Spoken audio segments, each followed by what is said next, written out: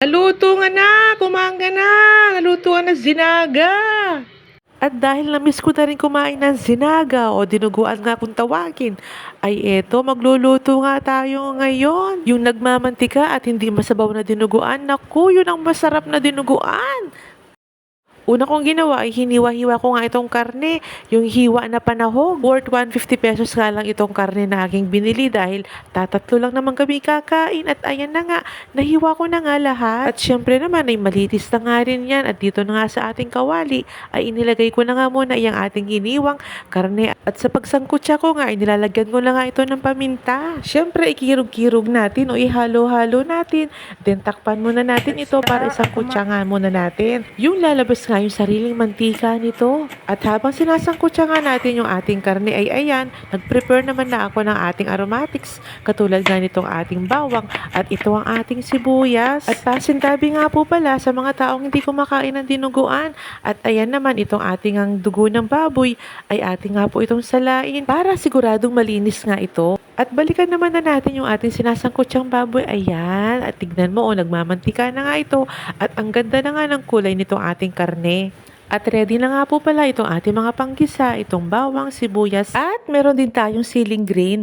At dahil okay na nga itong ating karne, ay ayan na nga, ang ganda-ganda na nga ng kulay at lumabas na nga yung sariling mantika nito, ay ngayon naman igisa na natin itong ating bawang at ang ating sibuyas.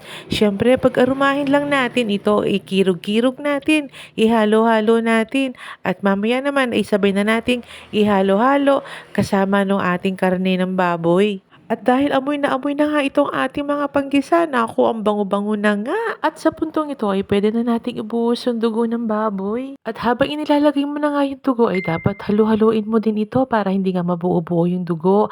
At ayan, nilagyan ko na nga rin ito ng paminta. Maraming paminta ay mas masarap talaga sa dinuguan. Ayan, halu-haluin natin ito, ikirog-kirog natin habang ating pinapakuluan nga ito. At naglagay pa ako ng maraming paminta. Nakulangan pa ako sa una kong inilagay at ayan, masarap talaga dito kasi ay maraming paminta. Ayan, kirog-kirog natin para mas maganda yung pagkaluto nitong ating dinuguan. Tinimplahan ko na nga rin ito ng seasoning granules. Ayan, tuloy-tuloy pa rin tayo sa pagkirog-kirog o paghalo-halo hanggat makuha nga natin yung gusto nating lapot nga nitong ating dinuguan. Kailangan dapat ay maluto na maigi itong ating dinuguan. Mas lalo yung dugo, hindi pwede yung mapulang-mapula yung dugo nito.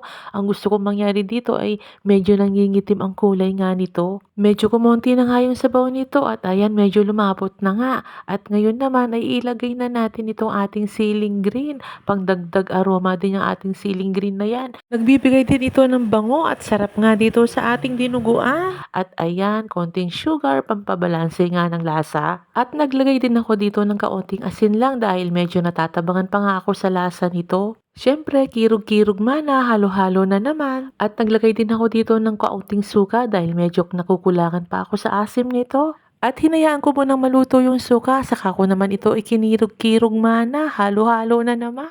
O ayan, luto na nga itong ating dinuguan, ready to serve na nga ito, napakasarap. At naku, nakakatakam talaga. O, sino kumakain ng dinuguan dyan? Pasintabi na lang po sa mga hindi kumakain ng dinuguan. Lalo na sa mga kaibigan nating Muslim. At na-achieve na naman natin ang gusto natin mangyari dito sa ating dinuguan, yung tuyo at nagmamantika. O siya, hanggang dito na lang. Maraming salamat po sa panonood. Sandok na po tayo ng kanin at tayo'y kakain na.